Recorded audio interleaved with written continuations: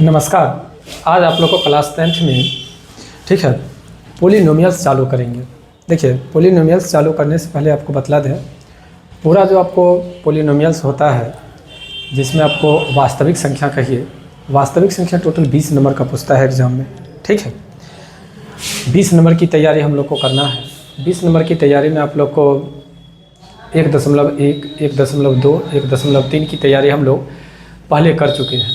ठीक है, अब जो हम लोग को तैयारी करना है वो करना है 2.1 से।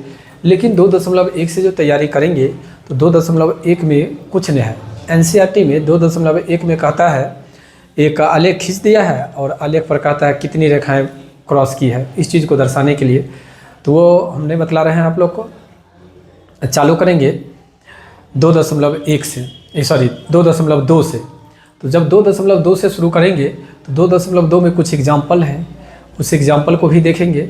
और आपको ऑब्जेक्टिव टाइप में, बिहार बोर्ड में ऑब्जेक्टिव टाइप में पूछ देता है जो बहुपदों का वर्गीकरण में जो निम्नलिखित में से बहुपद है, एक चर वाले बहुपद है, ठीक है, या एक पदी बहुपद है, तो वो आप लोग को क्वेश्चन ज़्यादातर पूछता है। तो हमें आज उस पर भी डिस्कस करना है।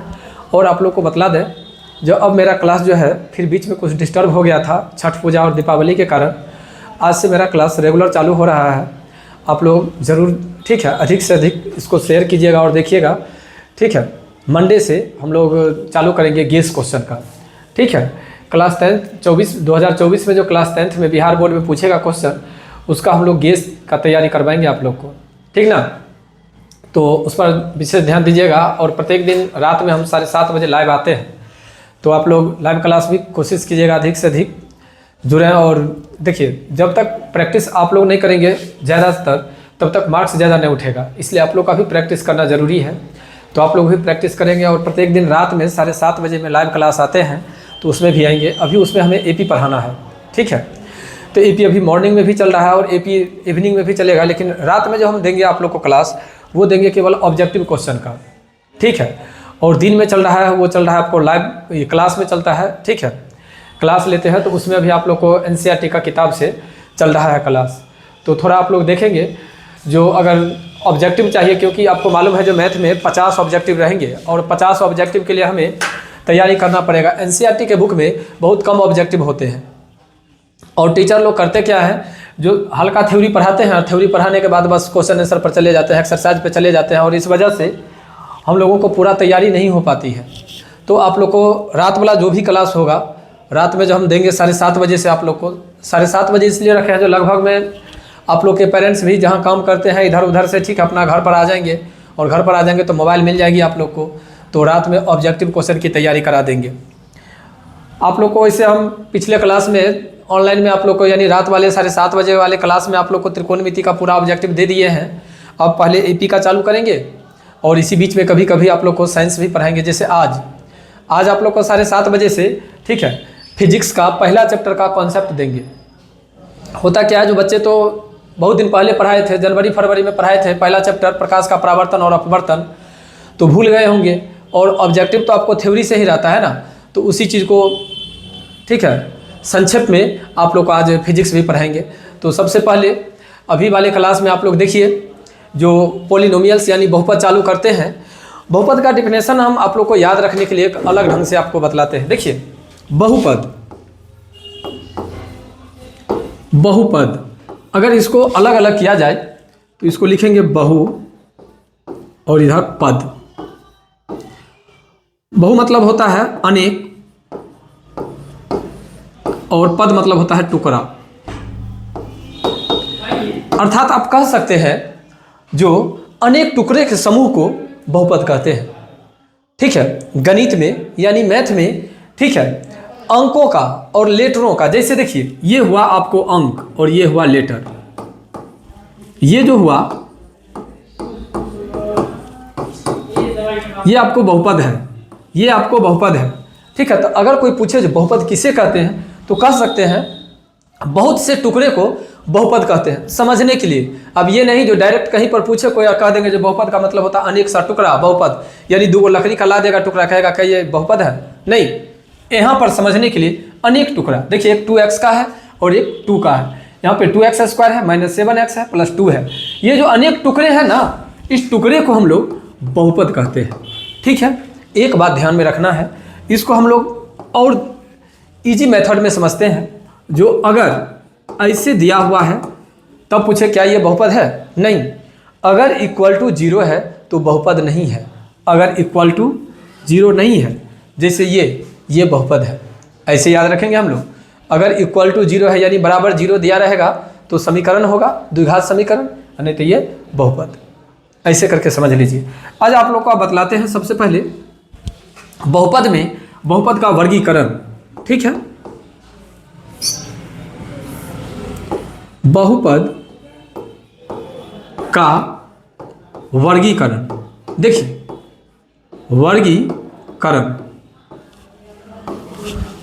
बहुपद का वर्गीकरण। सबसे पहले हम लोग जानेंगे बहुपद का वर्गीकरण। देखिए, एक होता है एक पदी बहुपद, एक पदी बहुपद, एक पदी बहुपद, बहुपद, वैसा बहुपद, वैसा बहुपद जिसमें एक पद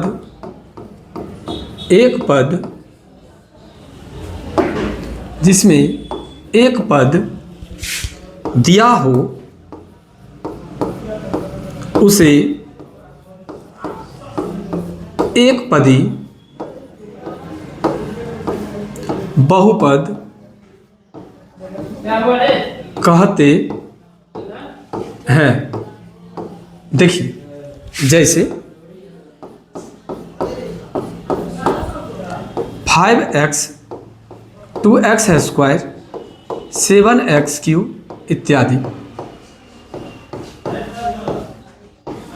देखिए, ये जो देख रहे हैं आप लोग, ये आपको एक पदी बहुपद है।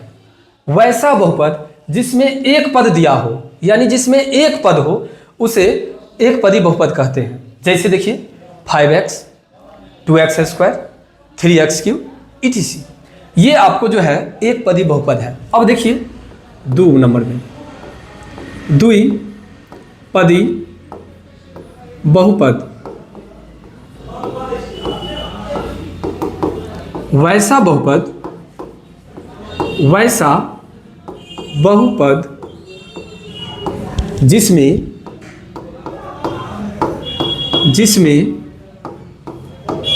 दो पद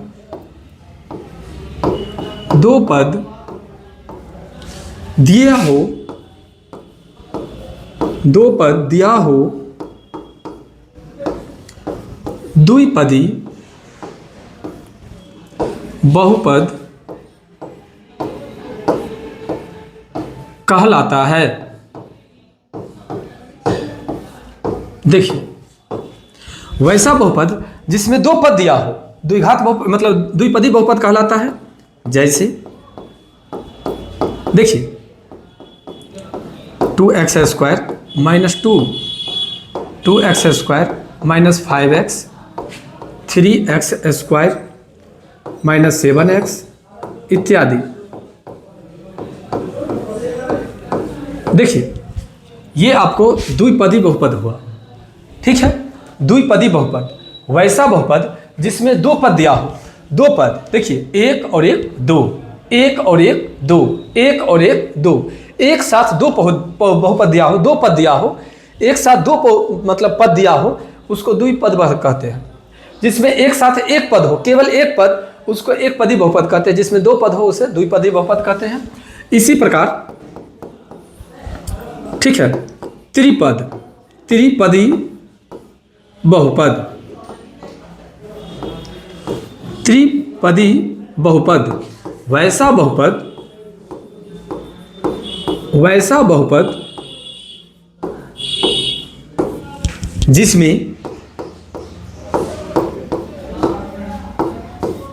जिसमें तीन पद दिया हो उसे त्रिपदी बहुपद कहते हैं। देखिए, जैसे 2x² minus 7x plus 5, 3x³ minus 2x plus 5 इत्यादि कर दीजिए। देखिए, ये जो है, ठीक है, ये त्रिघात बहुपद है, त्रिपदी मतलब 3 गो पद वाला। देखिए,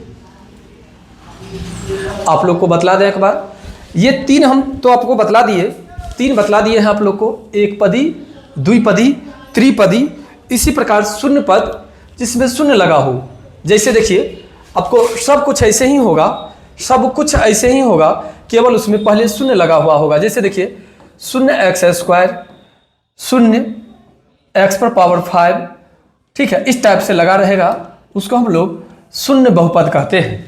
शून्य बहुपद में केवल शून्य लगा रहेगा, शून्य बहुपद में शून्य लगा रहेगा, शून्य बहुपद में शून्य लगा रहेगा। आप लोग समझिए, शून्य बहुपद में शून्य लगा रहेगा।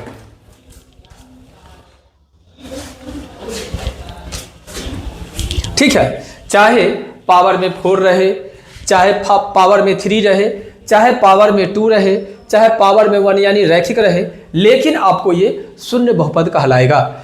समझ लीजिए, एक पदी, द्विपदी, त्रिपदी, इसी प्रकार से 4 पद, 5 पद, 6 पद, जितना रहेगा काउंटिंग कर लेंगे, 1 2 3, तो 3 पद में अगर लिखा रहेगा बहुत ज़्यादा तो काउंटिंग कर लेंगे कितना है, कह देंगे उतना पद में बहुपद है।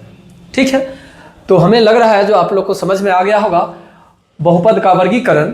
ठीक है, एक पदी, द्विपदी, त्रिपदी आपको 3 बतला दिए हैं, तो 3 से ज़्यादा भी अगर पूछे, अगर काउंटिंग कर लेंगे तो आप लोग बतला सकते हैं आगे जी यह कितने पद में बहुपद है। सो ठीक है, एक पदी, द्विपदी, त्रिपदी आपको ये बतला दिए हैं। देखिए, ये तो हुआ बहुपद का वर्गीकरण। अगर आपसे पूछे बहुपद किसे कहते हैं, तो कहेंगे जिसमें बहुत से पद हो, बहुत से पद यानी जिसको बहुत सा टुकड़ा बनाया जा सकता है, बहुपद कहलाता है। बहुपद को 2 भागों में बांटा गया है, एक जो बांटा गया है पद के आधार पर, और एक जो बांटा गया है, ठीक है, घात के आधार पर।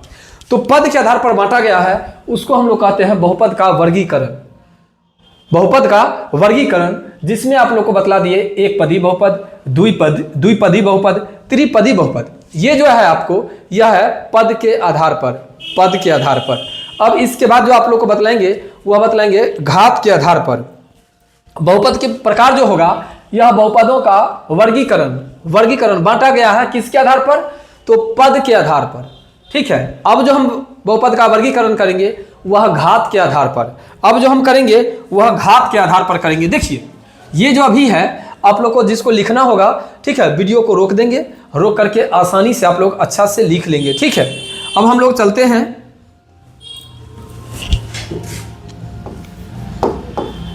बहुपद का वर्गीकरण।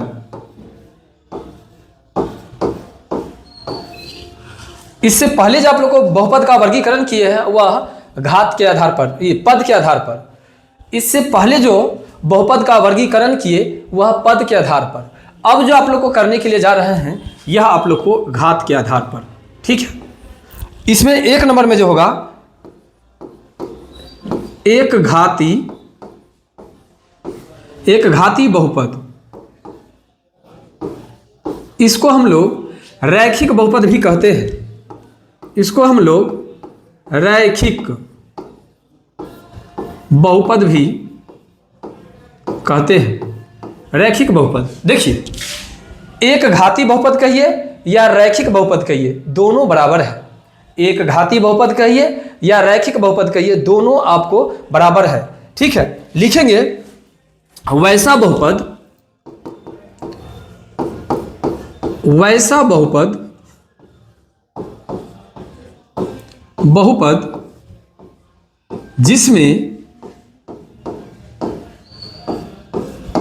जिसमें घात के रूप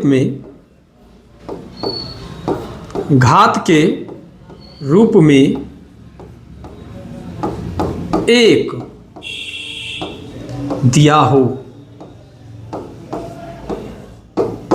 वैसा बहुपद जिसमें घात के रूप में एक दिया हो, ठीक है, रैखिक या एक घाती बहुपद। पहले लिख देते हैं एक घाती बहुपद, एक घाती बहुपद या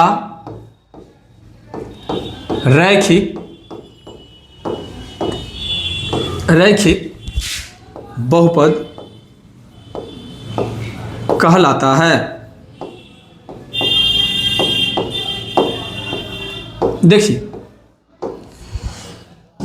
एक घाती बहुपद या, ठीक है, रैखिक बहुपद, जैसे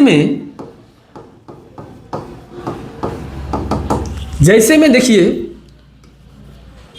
x माइनस 1, ठीक है, 2x प्लस 5, 5x माइनस 7 इत्यादि। देखिए यहाँ पे घात के रूप में एक है, इसमें भी घात के रूप में एक है और इसमें भी घात के रूप में एक है। ऐसे समीकरण को, मतलब ऐसे चिन्ह को, यानी ऐसे बहुपद को, ऐसे पद को रैखिक बहुपद कहेंगे, जिसमें पावर में एक हो, यानी एक छुपा रहता है। जैसे देखिए, इस पर पावर 1 देंगे तो भी x ही होगा, इस पर पावर 1 देंगे फिर भी 2 ही x होगा, इसमें अगर पावर में 1 देते हैं फिर भी 5x ही होगा। तो ये जो हुआ आपको रैखिक बहुपद हुआ।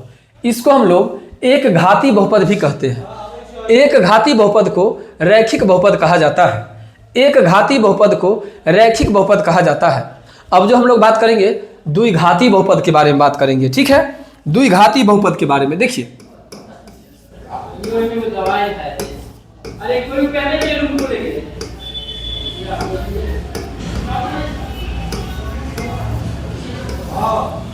द्विघाती बहुपद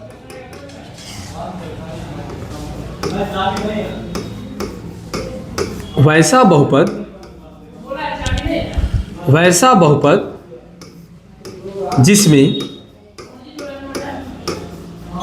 जिसमें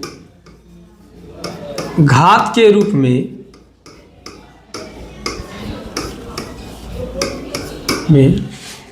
दो दिया रहे,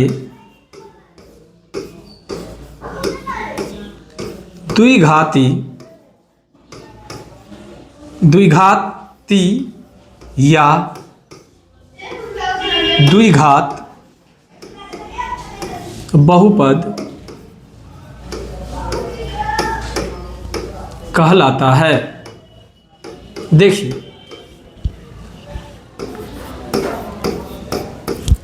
वैसा बहुपद जिसमें घात के रूप में 2 दिया रहता है, 2, जैसे देखिए,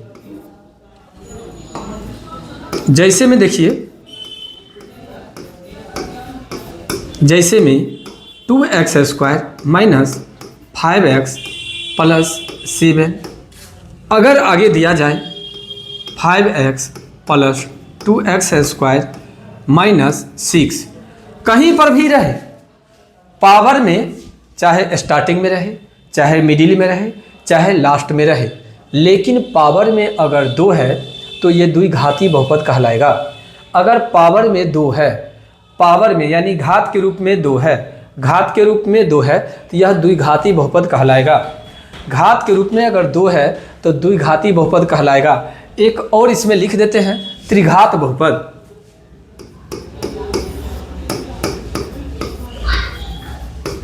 त्रिघात बहुपद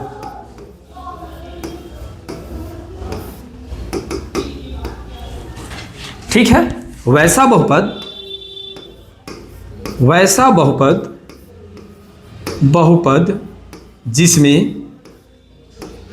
जिसमें घात के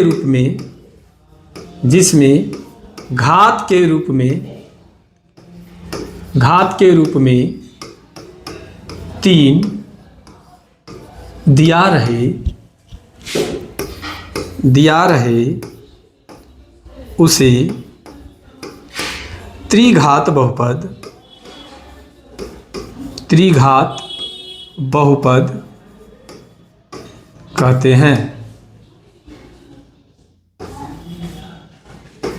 कहते हैं। देखिए, वैसा बहुपद जिसमें घात के रूप में 3 दिया रहे उसे त्रिघात बहुपद कहते हैं। जैसे 3x पर power 3 minus 2x square plus 5x plus 3, 9x पर power 3 plus 7x square minus 8x plus 2 इत्यादि। देखिए आपको बतला दें, वैसा बहुपद जिसमें घात के रूप में 3 दिया रहे उसे त्रिघात बहुपद कहते हैं। जैसे 3x³ minus 2x square plus 5x plus 3। देखिए आपको बतला दें, जो अगर बहुपद की बात अगर की जाए, अगर आपसे पूछे बहुपद तो सीधा समझ लीजिए बहुपद जिसमें बहुत से पद हो। बहुत से पद मतलब देखिए 1 2 3 4 गो इसमें पद है, ठीक है, तो इसी को हम लोग कहते हैं बहुपद। अब बातें आई बहुपद के प्रकार, तो कहेंगे बहुपद को 2 भागों में बांटा गया है, एक घात के आधार पर और एक पद के आधार पर।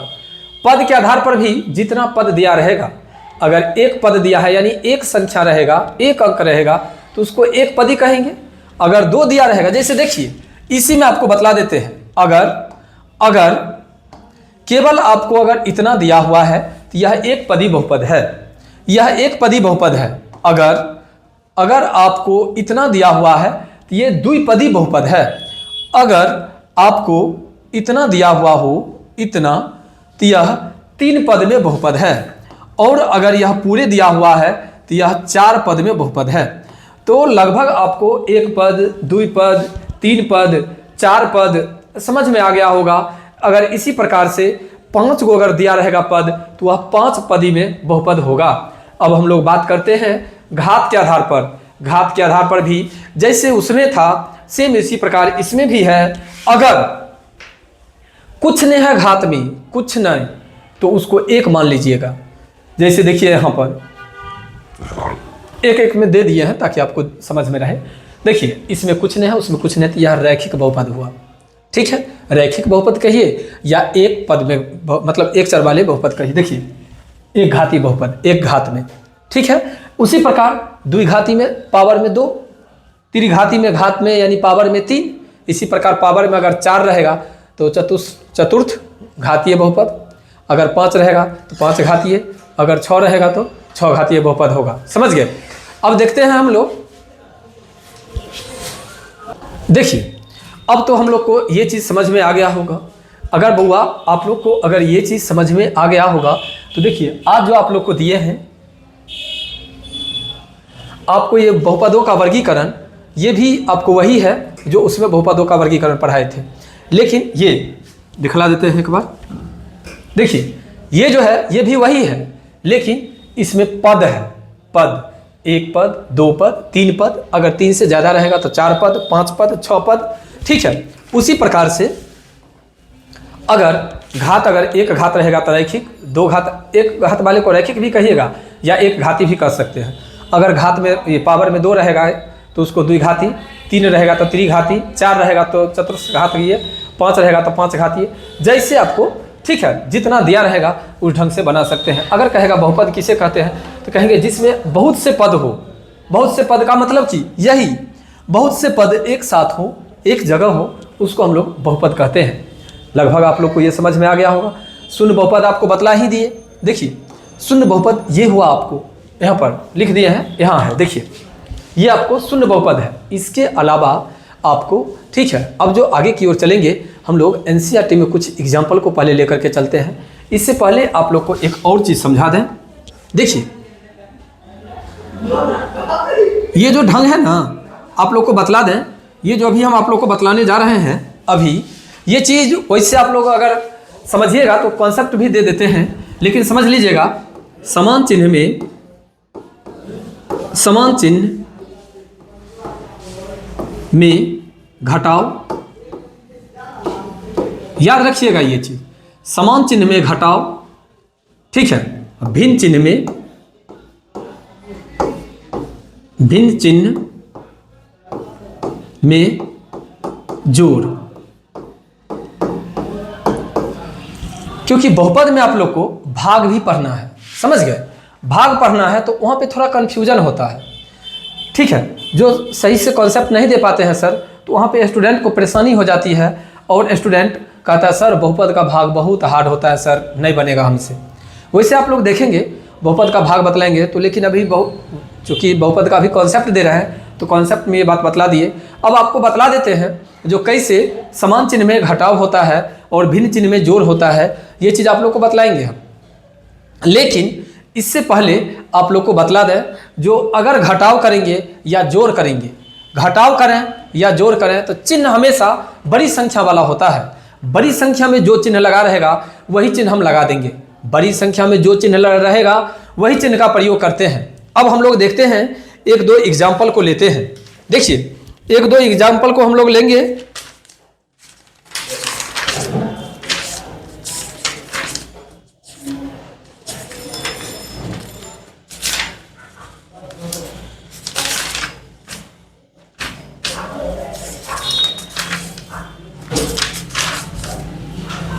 ये दोनों चीज समझ में आ गई।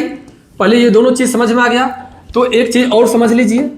ये दोनों चीज समझने के बाद चिन्ह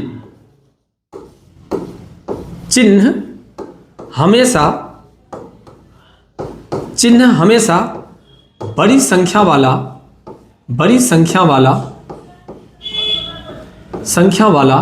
होता है। एक बात ये समझ गए, चिन्ह हमेशा बड़ी संख्या वाला होता है। और सबसे बड़ी चीज बहुपद का सूत्र आप समझ लीजिए, ये है आपको बहुपद का सूत्र, ठीक है। बहुपद का यही है सूत्र। इसी पर बैठा करके हम लोग क्वेश्चन को बनाते हैं।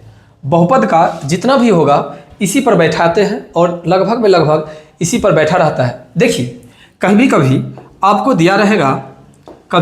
दिया रहेगा 9x² प्लस 6x, बस इतना ही दिया रहेगा। इसका मतलब ये हुआ जो C में आपको क्या है, 0 है। देखिए आपका यही फार्मूला है, यही बेस है, इसी बेस पर पूरे बहुपद को बनाना है। यहाँ पर अभी देखिए x² के पहले a है तो a के बदला में यहाँ पर आपको 9 है, x के पहले में b है तो x के बदले में आपको 6 दिया हुआ है और इधर कुछ नहीं दिया हुआ, इसका मतलब 0 है। ये हुआ आपको 1। इसी में आपको एक और बतलाते हैं। देखिए 2x², उसके बाद सीधे लिखा हुआ है +9। अगर ऐसा लिखा हुआ है इसका मतलब सीधा समझ जाइए जो यहाँ पर 0x है, यानी ठीक है। जो नहीं दिया रहेगा वो समझ लीजिएगा जो उसमें 0 है, ठीक है। तो इस टाइप से आपको बहुपद का सूत्र हुआ। अब देखिए बहुपद का जब सूत्र हुआ तो इसमें एक होता है मूलों का योगफल। मूलों का योगफल, इसको हम लोग कहते हैं अल्फा प्लस बीटा बराबर -b/a। -b/a का मतलब हुआ x के गुणांक बट्टा x² के गुणांक। अगर आप देखेंगे तो ये भी लिखा रहता है कहीं कहीं पर, x के गुणांक बट्टा x² के गुणांक। देखिए ये भी लिखा रहता है x के गुणांक बट्टा x² के गुणांक। ये जो है यह है मूलों का योगफल। कभी कभी आपको क्वेश्चन में, कभी कभी द्विघात बहुपद में, यानी जब हम क्वेश्चन इसमें डील करने लगेंगे, जब क्वेश्चन बनने लगेगा तो हम लोगों को कहेगा साबित करने के लिए, कहेगा यदि द्विघात बहुपद के, चाहे डायरेक्ट कहेगा यदि बहुपद के प्रथम पद और द्वितीय पद या मूलों का योगफल और गुणनफल दिया हुआ है तो द्विघात बहुपद तैयार करें। तो जब द्विघात बहुपद कहेगा तैयार करने के लिए तो कैसे करेंगे, तो उसके लिए आपको इसकी जरूरत होती है। या जब साबित करने के लिए कहेगा जो साबित कीजिए जो उसके मूलों का गुणनफल और उसके मूलों का योगफल बराबर है, ठीक है, 0 के बराबर है, तो वहां पर भी आपको इसकी जरूरत पड़ेगी। इसलिए अभी आपको लिख देते हैं। ध्यान रखेंगे एक और सूत्र होता है मूलों का गुणनफल, ठीक है। मूलों का गुणनफल, और मूलों का गुणनफल का मतलब अल्फा इंटू बीटा बराबर c/a। तो c का मतलब अचर पद और a का मतलब x² के गुणांक आपको इस टाइप से दिया रहेगा। तो आप लोग को ठीक है अगर याद कर लेते हैं तो बनाने में बहुत हद तक आसानी होगी। अब हम लोग ठीक है नेक्स्ट क्लास में आप लोग से मिलते हैं, फिर इसका क्वेश्चन लेकर के। एक बार फिर से बतला दें आप लोग को, जो बहुपद में ठीक है बहुपद जिसमें बहुत से पद होते हैं उसे बहुपद कहते हैं। बहुपद को दो भागों में बांटा गया है, एक घात के आधार पर और एक पद के ठीक है पद के आधार पर। तो एक पदी बहुपद, द्विपदी बहुपद, त्रिपदी बहुपद, आपको तीन को हम लिख करके बतला दिए हैं। ठीक है अगर आप लोग इससे ज़्यादा दिया रहेगा पद तो काउंटिंग कर लेंगे। अगर 8 को पद दिया हुआ है तो 8 पदी बहुपद कहलाएगा, अगर 5 को दिया हुआ है तो 5 पदी बहुपद कहलाएगा। उसके बाद एक जो और है बहुपद के प्रकार, उसमें घात के आधार पर अगर घात कुछ नहीं दिया हुआ है तो वह आपको रैखिक बहुपद होगा। जिसमें घात 2 दिया रहेगा वह द्विघात बहुपद होगा, जिसमें घात 3 दिया रहेगा वह त्रिघात बहुपद होगा। इसी प्रकार जितना आगे की ओर जाएंगे उतना बहुपद का ठीक है नाम देते चले जाएंगे। अब हम लोग देखते हैं बहुपद का सूत्र। तो देखिए सबसे पहले तो आपको बहुपद में ऐसे समझ लीजिए, जो एकदम याद रखने के लिए सदा के लिए आप लोग को लिख दिए हैं, समान चिन्ह में घटाव और भिन्न चिन्ह में जोड़ किया जाता है। केवल माइंड में ये चीज रखिएगा, जो समान चिन्ह रहेगा तो घटाव करना है और भिन्न चिन्ह रहेगा तो जोड़ करना है। कैसे होगा हम लोग आगे देखेंगे तत्कालीन। और चिन्ह हमेशा बड़ी संख्या वाला होता है, याद रखना है। द्विघात बहुपद का सूत्र जो है यही है, ax² plus bx plus c। और आपको एग्जाम्पल भी दे दिए हैं जो इस टाइप से भी रहेगा। अब देखिए मूलों का योगफल अल्फा प्लस बीटा और मूलों का गुणनफल अल्फा इंटू बीटा ये होता है। और पहचान के लिए ऐसे समझ लेंगे, अगर बराबर 0 दिया रहेगा तो वह द्विघात समीकरण होगा, अगर बराबर 0 नहीं दिया हुआ तो द्विघात बहुपद होगा। अब हम लोग मिलते हैं आप लोग को नेक्स्ट क्लास में। ठीक है इसका क्वेश्चन लेकर के क्वेश्चन आंसर ठीक है क्वेश्चन कैसे बनाया जाएगा उस पर हम लोग एक पहले डिस्कस करेंगे और एग्जाम्पल पर डिस्कस कर लेंगे, तब एक्सरसाइज पढ़ाएंगे। फिर मिलते हैं अगला दिन। Good bye.